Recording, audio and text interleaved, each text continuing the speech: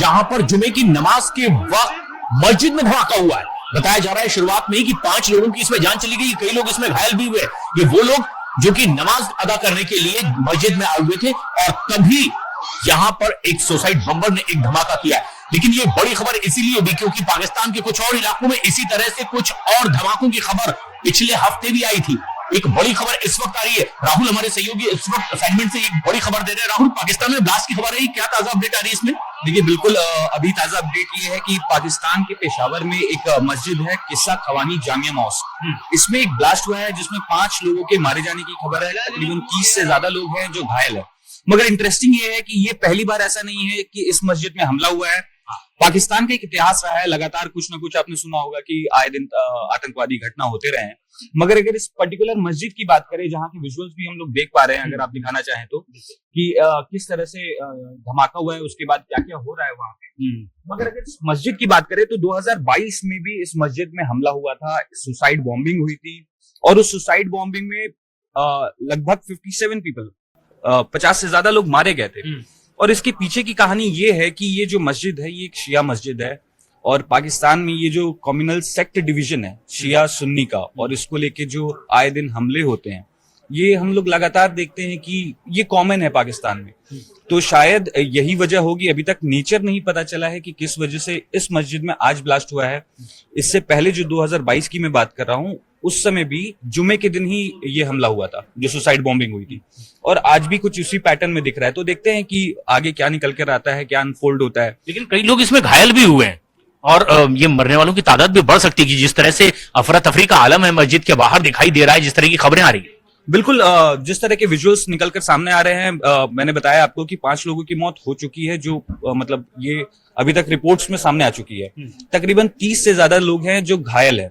और जिस तरह से विजुअल्स मैंने आपको बताया कि कई सारे एम्बुलेंसेस को जाते हुए हमने देखा, कई लोगों को देखा कि किस तरह से एम्बुलेंसेस में उनको रखा जा रहा है, भरा जा रहा है। तो जो वहां पे अफरा तफरी का माहौल है उसको देख के तो लगता है कि आंकड़े बढ़ सकते हैं।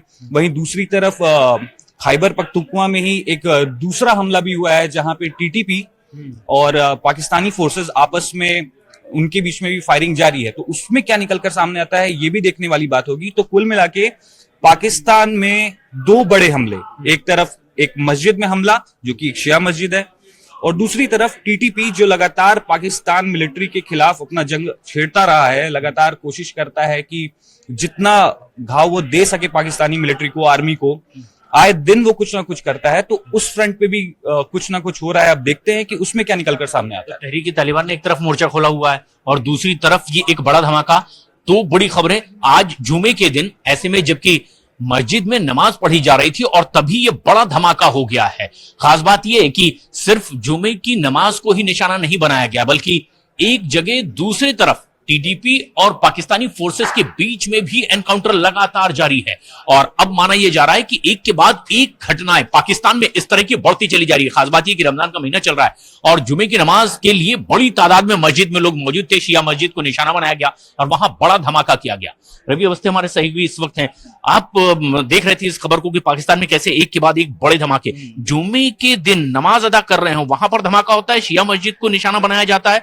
5 लोगों की शुरुआत में मरने की खबर आ रही है, लेकिन यह आंकड़ा बढ़ भी सकता है क्योंकि घायल लोग बहुत हैं। ये क्यों बनाया गया, आज के दिन को ही क्यों चुना गया? देखिए, आप अगर गौर करेंगे 11 मार्च से आज हो गई हमारी 21 मार्च। अगर देखा जाए तो 3 अब तक के सबसे बड़े धमाके हुए हैं। सबसे पहले 11 मार्च को जाफर एक्सप्रेस को हाईजैक किया गया, 214 सैनिक मारे गए। फिर 16 मार्च को क्या हुआ, 8 बसों के ऊपर अटैक किया गया, जिसमें से एक बस को पूरी तरीके से जला दिया जो कोयटा से ताफशान जा रही थी। उसमें कितने मरे, 90 सैनिक मरे। आप देखिए, एक तरफ सैनिकों को मारा जा रहा है, दूसरी तरफ वहां पे शिया सुन्नी के नाम पर पाकिस्तान को तोड़ा जा रहा है। शिया मस्जिद को जिस तरीके से वहां पे कहते हैं ना धमाका किया गया, वो क्यों किया गया? किस्सा खानी जो बाजार है, जहाँ की जो जामा मस्जिद है, वो बहुत ही फेमस है और सबको पता है कि शिया बहुल इलाका, वहां पर बहुल इलाका भी है और वहां उस मस्जिद का बड़ा ही महत्व है। किस्सा खानी ही वो पेशावर में ऐसी जगह है जहां उस मस्जिद में सबसे ज्यादा शिया लोग नमाज अदा करने जाते हैं।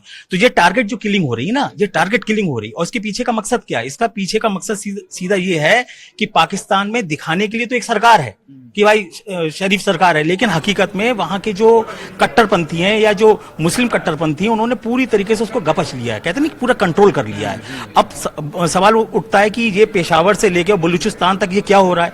बलूचिस्तान आपको पता ही है, चीन के दखल की वजह से जो हालात हैं वो वहां बेकाबू हो चुके हैं। तो एक तरफ बलूचिस्तान से पाकिस्तान की सेना लड़ रही है, दूसरी जो जिहादी तंजीमें हैं पाकिस्तान के अंदर, जैसे पेशावर में अटैक हुआ, शिया मस्जिद को टारगेट करके अटैक हुआ, इसके पीछे भी यही मकसद है कि किसी तरीके से डिस्टेबलाइज किया जाए, अस्थिर किया जाए और पाकिस्तान के अंदर एक कहते हैं ना अराजकता पूरी तरीके से फैले। और ये साबित करता है कि वहां की जो सरकार है या वहां की जो सेना है उसने सरेंडर कर दिया है, ना तो वो बलूचियों को कंट्रोल कर पा रही है और ना ही जिहादियों को कंट्रोल कर पा रही है। लेकिन अब ये जो एक के बाद एक हमले हो रहे हैं, क्या दूसरा ऐसा पाकिस्तान में कर रहा है या ये सारी करतूत ही पाकिस्तान की वजह से और जो उसे अब ये दिन देखने को मिल रहे हैं? देखिए, आपको बताएं, इस सरकार ने ब्लैक लिस्ट से बाहर आने के लिए जो था ना, उससे बाहर आने के लिए उसने पूरी दुनिया को दिखाया कि देखिए हमारे यहाँ बहुत से आतंकवादी मारे गए। हाफिज सईद का भतीजा भी कुछ ही दिन पहले अब्दुल कातिल मारा गया है। उसका मकसद सीधा इतना था कि हम इंटरनेशनल कम्युनिटी को दिखा सकें कि जो पाकिस्तान है वो आतंकवादियों के खिलाफ है और हमारे यहाँ जो आतंकवाद पे इस तरीके की चीजें हो रही हैं, हम उन लोगों को मार रहे हैं। लेकिन इस चक्कर में क्या हो रहा है, जो अंदर